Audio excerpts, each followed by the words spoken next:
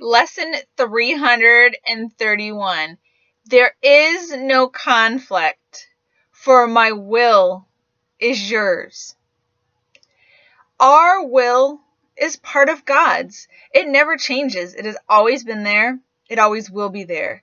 And there is no conflict where we are truly at, where our heart truly lies. So there is no conflict, for my will is yours. So when we look upon what we think is this world, it just feels and seems somewhat ridiculous that death could happen, that sickness could happen, that anything could go wrong, that there couldn't be anything but perfect peace. All of this stuff that we've been dreaming is all an illusion. So let's forgive ourselves and find peace. This series deals with the ego. We are not limited. We are not separate.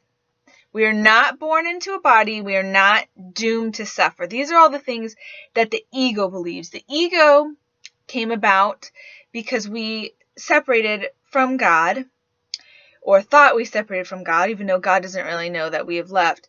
And they see the will of God as the enemy. That's the ego.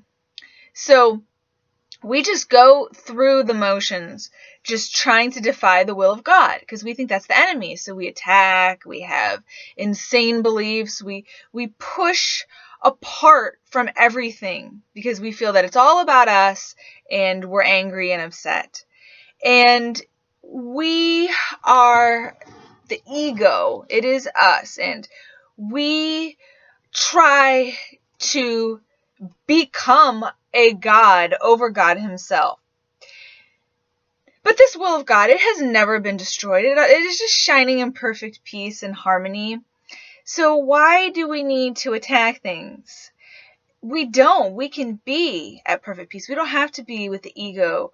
He makes dreams with different figures, and it has enemies, and it seeks out to ensure its own safety by attacking other people because we feel like we're portraying the guilt away from ourselves onto somebody else, or giving them our anger, when we should just be giving out to everyone our everlasting peace and be forever conflict free and undisturbed. That sounds the best option to me. We should have silence and tranquility.